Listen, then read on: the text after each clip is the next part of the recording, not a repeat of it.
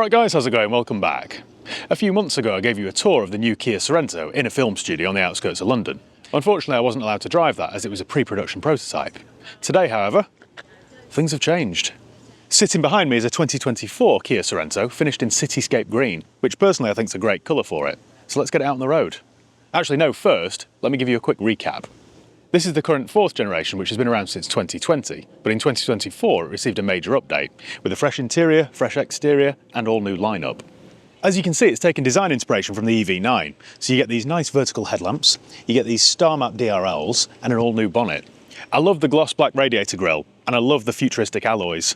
It just helps give this car a distinctive stance on the road.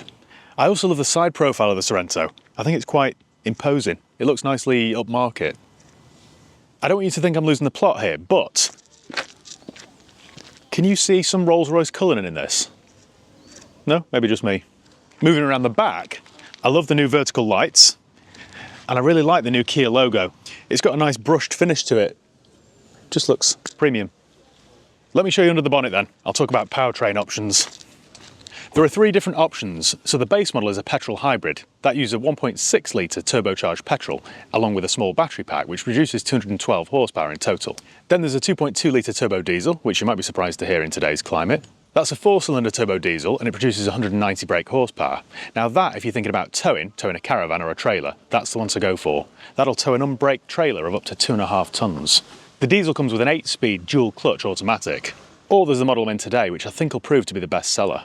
This is a Greta-approved plug-in hybrid. This PHEV is the most powerful and least emitting model. It features the same 1.6 litre turbocharged petrol as the regular hybrid, but this has a larger battery pack and electric motor, so it gives the Sorento an extra 36 brake horsepower. So you've got 248 brake horsepower, 34 miles of range in EV mode from a single charge, all wrapped up in a spacious, good-looking 7-seater. Right, let me show you the inside because it gets even better. Let's get started then. So, let's talk about the key briefly.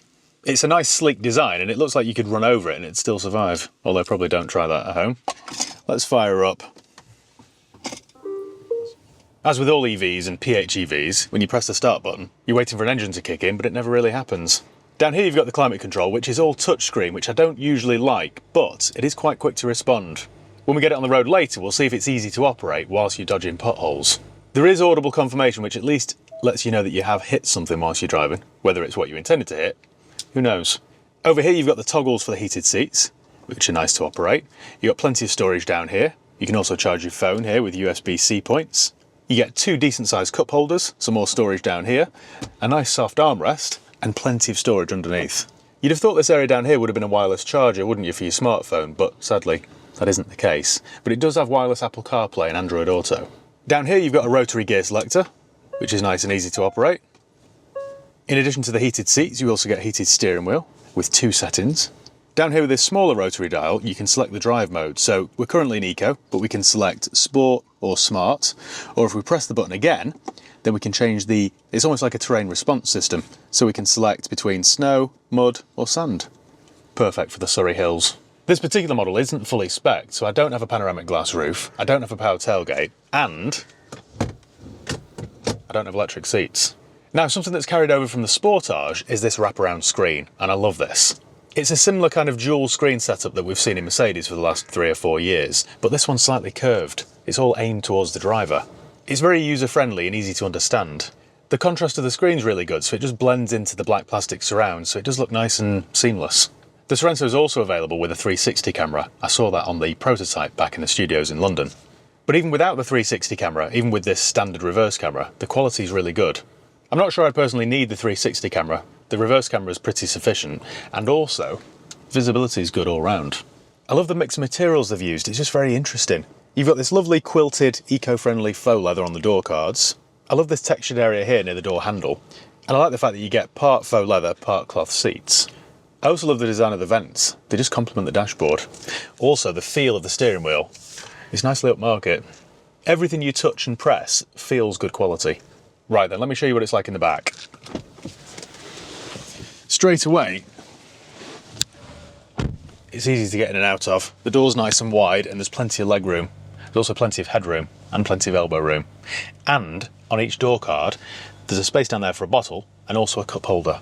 There's enough space in here for 3 adults, or if there are only 2, you've got a nice armrest with more cup holders. On the backrests of the 2 seats in front, you've got more USB-C chargers. It would make an ideal family car, this. It's just been designed intelligently. And we're not done yet, there are 2 more seats. All we do then is pull that lever there. Now, you would have to take the parcel shelf out, really, and leave it in your garage.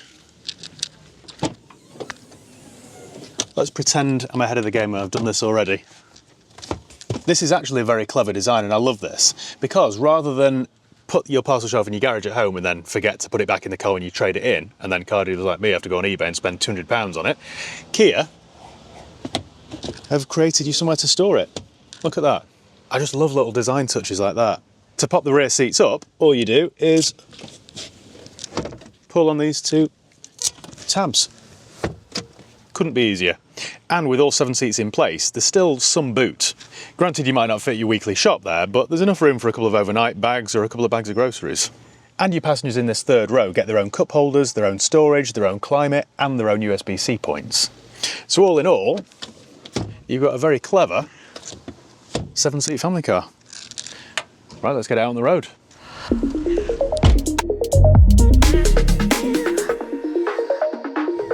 Before we continue, I just need to say a big thank you to today's video sponsor. Today's video is sponsored by Car Vertical.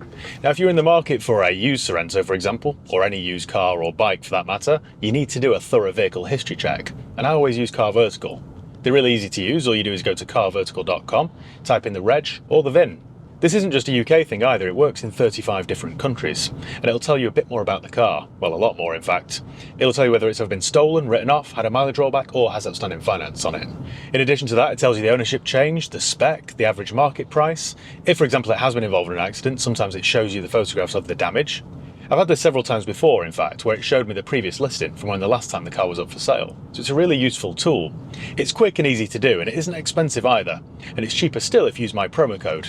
So just type in my promo code, which is HIGHPEAK, couldn't be easier, all one word, HIGHPEAK, and you'll save yourself 20% off each and every check that you do.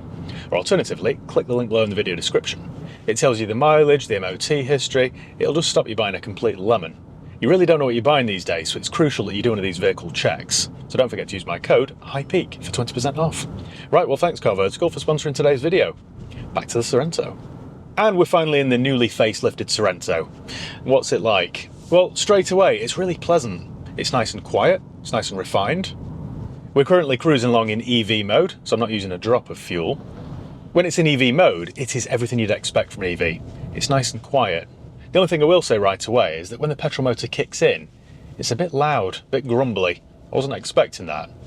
It might be purely because the engine's still cold. So let's see if it quietens down a little bit as it gets warmer. But yeah, when the petrol motor kicks in, it's incongruous. The rest of the car is so nice and refined, you almost don't expect to hear that grumble from the petrol motor. Very narrow road here. Let me fold my mirrors in before this box van writes me off. There we go. Visibility is very good though. You get these big door mirrors, almost the size of dinner plates. You can see perfectly behind you in the rearview mirror, and you also know exactly where the tailgate ends. The electronic steering is very good. It's nice and light and easy to operate. This 248 brake horsepower PHEV model has a 0 to 62 time of just 8.8 seconds. Let's do a little test, shall we? Yeah, that feels quite quick. We've got loads of safety warnings there just to tell me that I'm about to bump into the car in front. Let's try that again then. So, foot to the floor.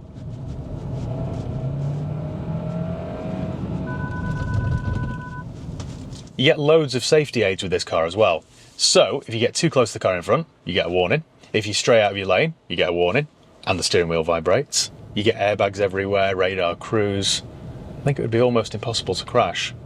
I'm sure you can turn all this safety stuff off if you choose to do so, but something else that's quite handy, if you exceed the speed limit, which I've done once or twice today, you get a beep. Once you plug this in for a single charge, you get 34 miles on battery power alone, which I think is a very good amount. I think that'd be more than enough for most people's commutes. It'd certainly be enough for mine. But with this, you're not limited as you are with a full EV. This is the best of both worlds. All you do is top up the petrol tank, The petrol tank, by the way, is 47 litres, so it'll cost you around £70 to fill up. And then off you go. You're free to go on your long European road trip. So it just completely eradicates any range anxiety. Now, for example, I've got a full tank of fuel and it's showing me a range of 460 miles. In terms of how it handles, then, it's a very safe, sensible, predictable family car. That's not to say it's completely boring though. It's quite pleasant to drive. If we change the drive mode down to sport, then my dashboard goes all red and aggressive. And then in the blink of an eye, everything gets a little bit tighter and sharper and more aggressive. We won't bother with that though, we'll stick to eco, I think.